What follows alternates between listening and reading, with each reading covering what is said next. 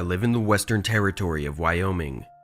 Most of Wyoming is made up of small towns and long roads going between them. I live in one of these towns, consisting of maybe 40 to 50 buildings total and barely the area of a square mile. The next nearest town is an hour drive away.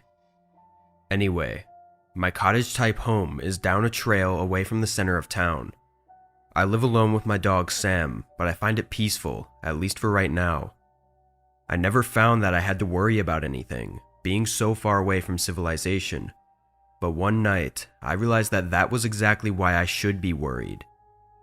I worked from home, so just like any other day, I worked until 5 and then got off and took my dog for a long walk. We would often go through a trail I made in the forest behind our house. It was the middle of winter though, so it was fairly cold and there was a light snowfall. I walked Sam for maybe 20 minutes before the sun began setting, and I decided it best to turn around and head back to the house. Along our walk back, Sam perked his head up and stopped suddenly, staring ahead. It was somewhat dark at this point, but I could still see clear enough that nothing was there. I kept walking forward and Sam eventually followed. But a few steps later, I noticed something on the path. I got closer. There were footprints in the thin layer of snow. While it was already odd for there to be footprints on a self-made trail next to my isolated home, what was more odd was the direction in which they were going. They went across the trail, not along it. And based on the angle, they were going straight through the trees in the direction of my house. I would have noticed them on our way up the path, so they had to be recent, within the last 10 minutes for sure. I tugged Sam along, walking quickly on the trail as the snow began to pick up. When we exited the tree line, it was too dark and snowy to even see the house clearly. Getting closer though, a really bad, unnerving feeling came across me. I felt safer with Sam next to me, but something just didn't feel right. I went up to the front door and opened it. Sam seemed to be acting normal, so I felt a bit of relief. I took his collar and leash off, but after a few minutes, I couldn't shake the thought of those footprints in the snow. I decided I needed peace of mind and grabbed my coat to go check and make sure that no footprints were around the house. It was really dark and the snow was heavy now. I walked around the side and started looking for any signs of anything, but with so much snow, I was sure it would be covered up by now. Still, I just wanted to make sure. I was on the left side of my house, seeing nothing at all, when Sam suddenly started barking from inside. It startled me, but I immediately ran back around to the front and went inside. I called out for Sam, running through the living room and over to the back door, where I saw him standing. His tail was between his legs, and he was staring at the back door intensely. I hurried over to him, his gaze not even shifting from the door. My adrenaline was rushing through me by now, getting really scared. Looking over at the back door more closely, my heart stopped when I saw water on the floor inside the house right by the doormat. I switched on the backyard light, seeing footprints going right up to the door, then back out and around the side of the house. I was really scared and quickly ran to grab my hunting rifle from the other room. I know it's not the most practical self-defense weapon, but it was intimidating at least. I felt trapped and at a disadvantage, unknowing of who this person was, where they were, or what they wanted. But seeing as they tried entering my house, they were willing to risk their life for whatever it was they were after. The footprints went off to the right side of the house though, so I ran over to that area of the home and turned on the lights, then opened the blinds on the window. Just as I opened the blinds, I heard loud, heavy footsteps running away from the window. Sam began barking again, and I tried to look out, but I couldn't see anything through the snow. I stayed on high alert for hours, unsure of what exactly to do. Police in this area weren't exactly able to provide as much service as they may do in more populated areas, so I really was on my own for the most part. Thankfully, that seemed to be the end of it though. I notified the police of the incident the next morning, but I never found any answers. I don't know who it was or what they were trying to do. It was extremely creepy though, and made me a bit more uncomfortable with living so far from others. But luckily I still have Sam with me, because without him scaring the intruder away, I don't know if I'd be here right now.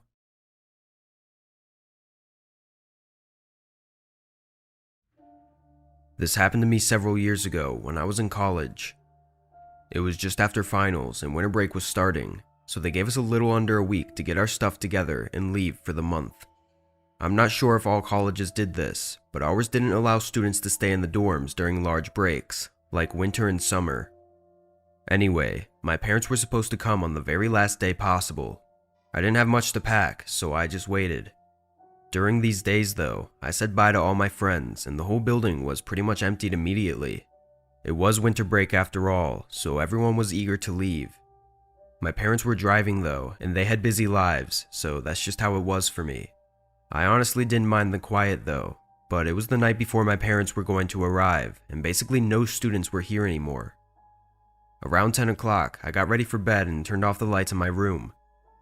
I don't think it was even 5 minutes later when a knock came from my door. I jumped, as it kind of freaked me out.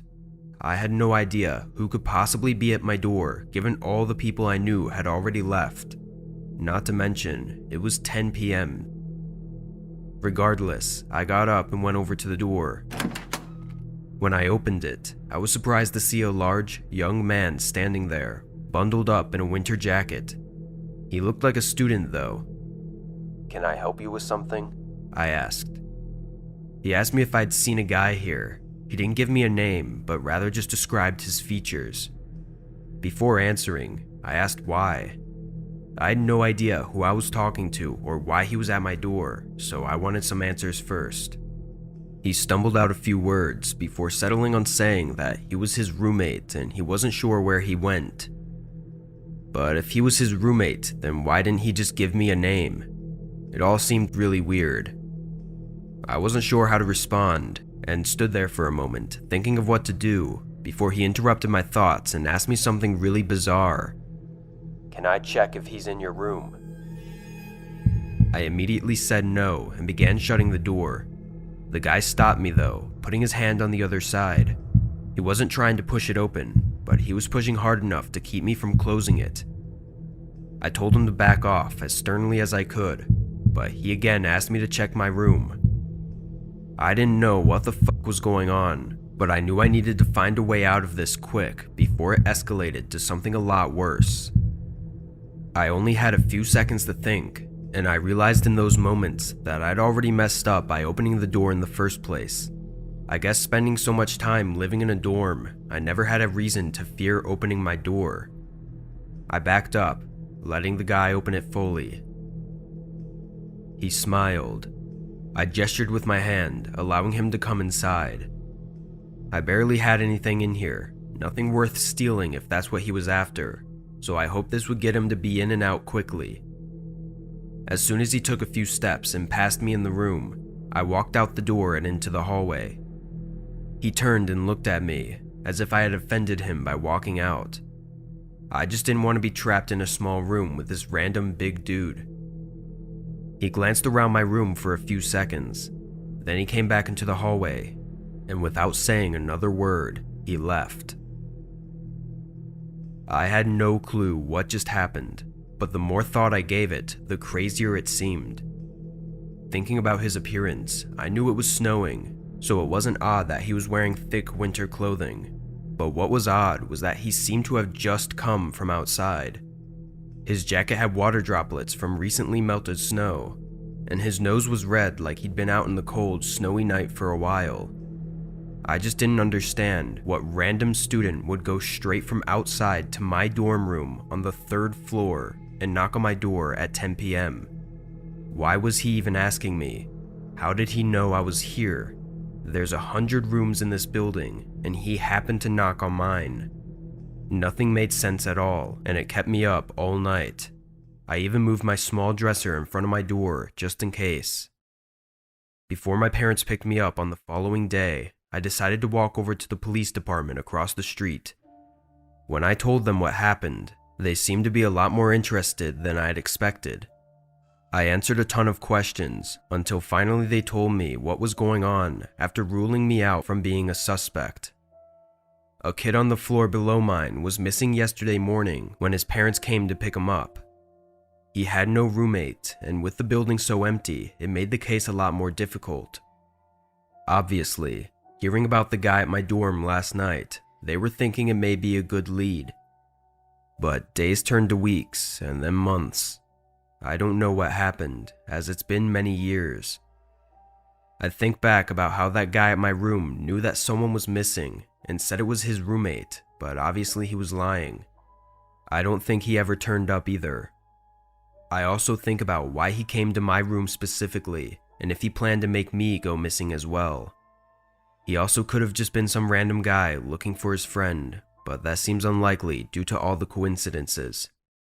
There's so much I don't know, and unfortunately, we'll probably never know.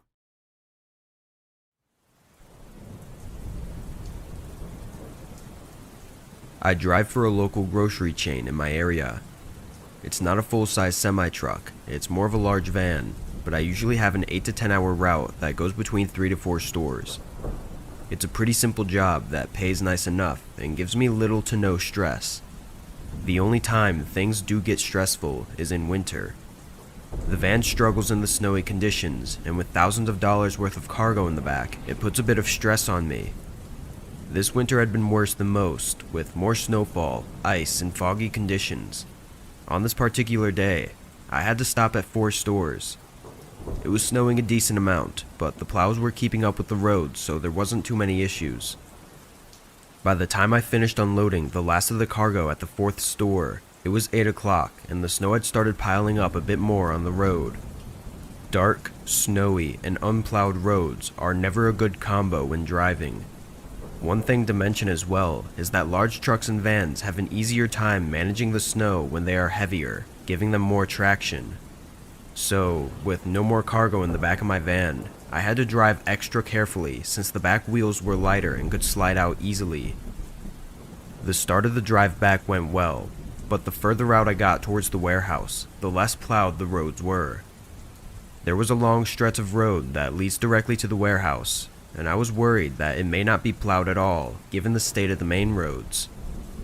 This wasn't a main entrance to the warehouse lot either, but it was a less busy side route that a lot of us drivers use frequently when coming in from the south, as it saves nearly 5 minutes of driving. Turning onto this road though, I was surprised to see it was actually plowed recently, barely any snow on it at all. This was rare because this road only leads to warehouse buildings, so it wasn't seen as a priority for plowing companies. Thankful for this, I rolled down the road at a steady pace. I don't remember what I was thinking about, probably just my plans for the rest of the night after I got off, when out of nowhere, the road ahead was packed full of snow. I slammed on my brakes, and luckily I was able to stop just before I hit the snow, but it definitely got me awake and a bit dazed. I looked up, and in the headlights was a completely unplowed road for the rest of the way up to the warehouse. I'd never seen a road only plowed halfway, with such a sudden stop. There wasn't even anywhere to turn around, so they must have just plowed all the way up here, and then backed all the way out. I couldn't believe it. After a minute, I was getting a bit angry actually. Who would do something like this? I left my van on, but got out and looked at the road. It was really cold and snowy, but I could see clear tracks from multiple vehicles. I turned and looked down the road where I came, and not far from the back of my van, I saw something on the ground. I walked over and got a closer look. On the road was a bunch of equipment, like parts to something. I didn't know what they were, but they looked expensive and definitely didn't belong on the road. It seemed like they'd fallen out of a truck that was heading to the warehouse. I got back inside my van and started backing out.